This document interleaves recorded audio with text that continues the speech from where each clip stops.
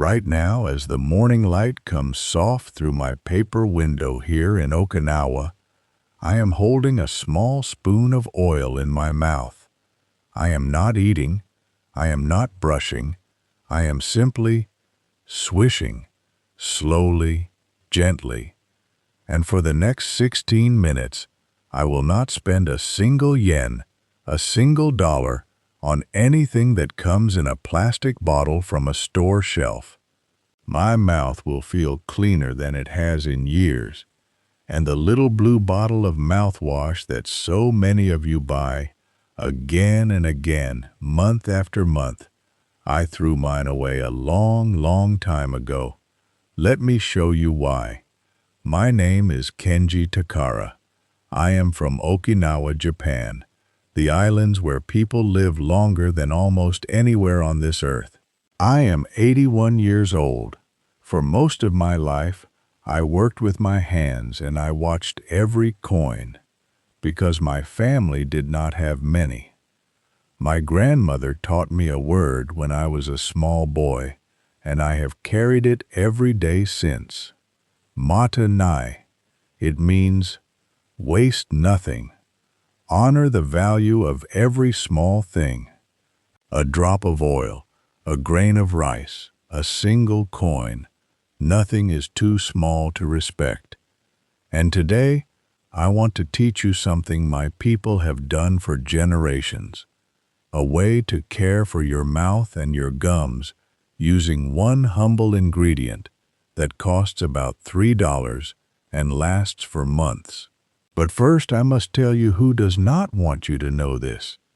Think, my friend, how much do you spend on mouthwash in a year?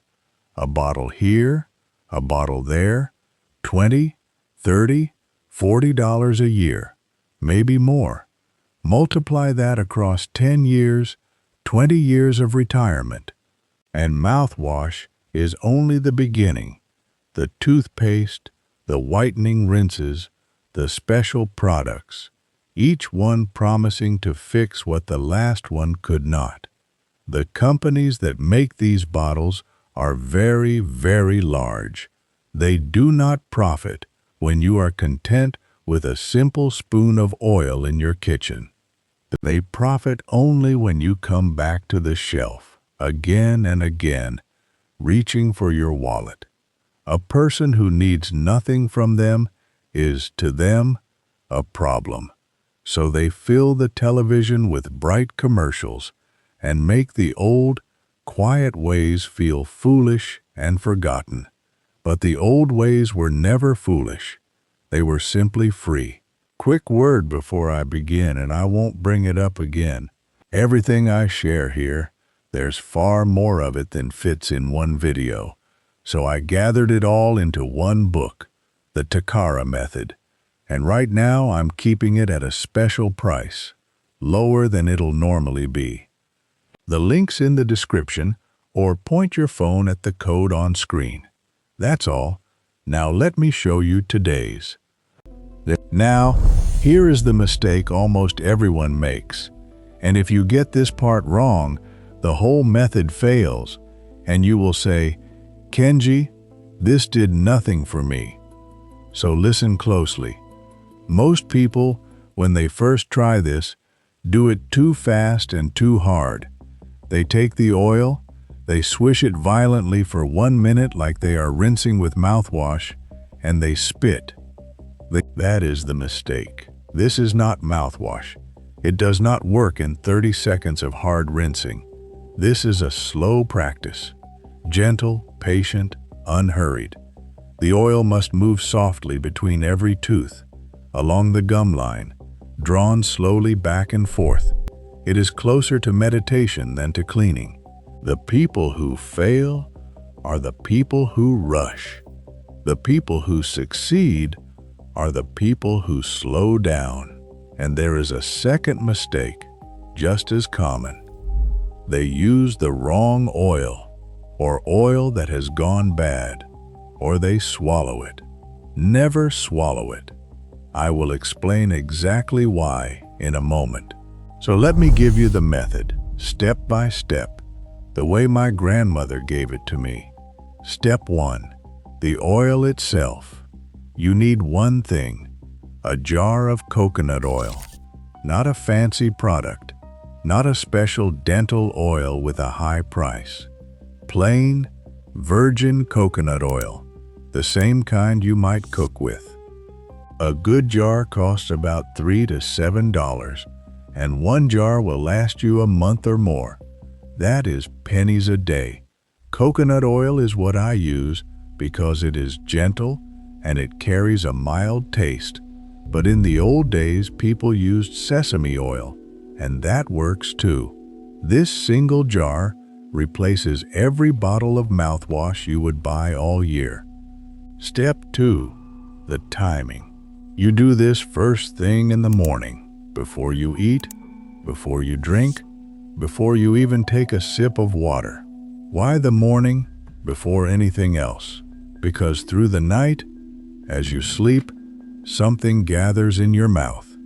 And it is exactly this that we want to draw out before the day washes it deeper. Miss this window and you lose much of the benefit. Take 1 spoonful, a teaspoon no more, and place it in your mouth.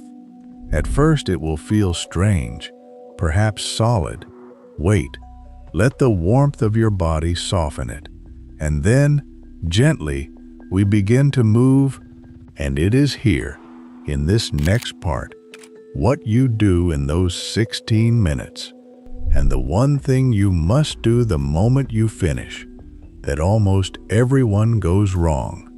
Because if you spit it out the ordinary way, you may be quietly damaging something in your own home without ever knowing it. Let me show you. Here is why you must never spit the oil into your sink. Coconut oil, once it cools, becomes solid again, just as it was in the jar, and over weeks and months, spat again and again into your drain. It hardens inside your pipes and builds up like wax in a candle. Many people have paid a plumber $100, $200, to clear a drain they clogged themselves without ever knowing the cause. So remember this, when you are finished, you spit the oil into a small paper cup or an old jar or a piece of tissue and you throw it in the trash, never the sink. This is Matenai thinking too. You do not create a costly problem out of carelessness. You respect the whole system of your home. Now let us return to the swishing itself, because this is the heart of it. Once the oil has softened in your mouth, begin to move it, slowly, gently, without force. Pull it between your teeth. Draw it along the gum line, upper and lower. Let it travel to every corner. Do not clench. Do not strain your jaw. If your face grows tired, you are working too hard. Keep it soft, like water, moving in a slow stream. You will notice the oil begins to change. It grows thinner, and it grows white and milky as it mixes with the moisture of your mouth. That is the sign it is working, that it is doing its quiet job, loosening and carrying away the film and the bacteria that gather on your teeth and gums. 16 minutes is the traditional practice. If 16 feels too long at the start, begin with 5 minutes, then 10, and build slowly over the weeks. There is no shame in beginning small. My grandmother used to say, "The river does not carve the stone in a day." When the time is done, spit into your cup or tissue. Never swallow, because that oil now carries everything it has pulled from your mouth, and you do not want it back inside you. Then rinse your mouth with warm water, perhaps with a small pinch of salt dissolved in it, and finally brush your teeth as you always do. That is the full practice. Oil first, then salt water, then your normal brushing. Now, what does this honestly do for you? and what does it not? Let me be truthful with you, because I will not insult you with promises no method can keep. Swishing oil this way has a real and long-studied effect. It reduces the harmful bacteria in your mouth. It loosens the sticky plaque that irritates and inflames your gums, and it freshens your breath naturally. Gums that are less inflamed are healthier, firmer, and less likely to bleed. That is real. That is worth your 16 minutes. But no oil and no rinse of any kind can grow back gum tissue that is already lost, and any person who tells you otherwise is selling you something. What this practice does is help protect what you still have and calm the daily irritation that makes gums worse over time.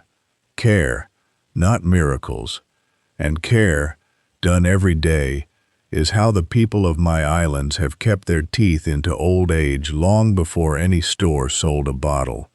Prevention has always been the cheapest medicine. Now, let me give you the extra layers, the small things most people overlook that make all the difference. The first overlooked thing, your toothbrush is likely doing harm. Most people press far too hard, and they use a stiff, hard-bristled brush. This does not clean better. It scrubs away at the delicate edge of the gum and wears it down over the years. Use a soft brush. Hold it as gently as you would hold a pencil to write a letter. Let the bristles do the work, not your arm. A soft brush costs the same as a hard one. There is no reason to punish your gums for free. The second overlooked thing, salt water is your oldest and cheapest ally. A warm cup of water with half a spoon of ordinary salt, swished for 30 seconds, soothes sore and inflamed gums and helps them heal. When my gums felt tender, my grandmother never reached for a bottle. She reached for the salt jar. It costs almost nothing. A single bag of salt will outlast a whole year of gum care. Use it 2 or 3 times a week, or whenever your gums feel sore. The third overlooked thing, and this one saves the most money of all, what you feed the bacteria. The film that harms your gums feeds on sugar and on the soft, sticky, processed foods so many people eat. My people, traditionally, ate simply. Vegetables, fish, tea, small portions, and we stopped before we were full. We called that hara hachibu, eating until you are 80% satisfied. Eat this way, and you starve the very bacteria you are trying to fight, and your grocery bill grows smaller at the same time. The mouth and the wallet heal together. There is one more thing most people overlook entirely, and it is perhaps the most important of all. Consistency matters far more than intensity. Many people try this practice once or twice, feel nothing dramatic, and give up. But the mouth does not heal in a day, just as a garden does not grow overnight. The bacteria that trouble your gums return every single day, and so your care must return every single day too. 16 minutes each morning, quietly, without fail. That is what brings the change. Not one heroic effort, but 1,000 small, gentle ones. My grandmother used to say that the softest water, dripping in the same place each day, will hollow the hardest stone. This is the true secret that no bottle can sell you. It is not the oil that heals your gums. It is the habit. It is the patience. It is you showing up for yourself each morning. And let me add a small warning, out of honesty, because I will always tell you the truth. If your gums bleed heavily, if they ache with real pain, if a tooth is loose or an abscess has formed, no oil, no salt, no home practice can fix this, and you must see a dentist. I know that money is tight. I know a dentist is expensive, and this is exactly the fear these companies count on. But there is a difference between daily prevention, which you can do yourself for pennies, and a true illness that needs a healer's hands. The wise person knows the difference. Matainai does not mean refusing all help. It means wasting nothing, and there is nothing more wasteful than letting a small problem grow into a large one out of pride or fear. Care for yourself gently every day, and you will need the dentist far less. That is the goal, not to abandon medicine, but to need it rarely. And notice too how little you now require. 1 jar of oil, 1 bag of salt, 1 soft brush, a simple diet, a small pencil ledger. Look at how short that list is. Look at how much money it does not cost you. The companies want your list to be long, growing, endless, a new bottle for every worry. But the old way makes your list short, and a short list is a free life. My grandmother understood this in her bones. Let me tell you about my grandmother, because everything I know, I learned at her table. Her name was Kame. She lived to 96 years old, and she kept most of her own teeth until the very end. We had almost no money when I was a boy. After the war, our village had very little, but my grandmother was never poor in the way that mattered. She had a jar of oil, a bag of salt, a garden of vegetables, and the knowledge passed down to her from her own mother and grandmother before that. Every morning I would see her sitting by the window, quiet, swishing, her hands folded in her lap, watching the light come up over the sea. As a boy, I thought it was strange. Now I understand it was wisdom. She was not doing nothing. She was practicing matanai, wasting nothing, needing nothing, honoring the small daily care that kept her strong and free. She also kept something she called a kakebo, a little household ledger, a book of accounts, where she wrote down every coin that came in and every coin that went out. This, too, is a real Japanese tradition, more than 100 years old. She wrote it in pencil, and at the end of each month, she would look at it and ask herself one simple question: what did I spend that I did not need to? That little book is why we survived. And if you begin, even now, to keep such a book, to write down every small bottle and product you buy for your mouth, your home, your body, you will be astonished at what you have been giving away without noticing. Now let me zoom out, my friend, because this was never really about oil. It is about something larger. When you are living on a fixed income, on a pension that does not grow, every dollar that leaves your hand for something you did not truly need is a dollar of your freedom given away. The companies count on you not noticing.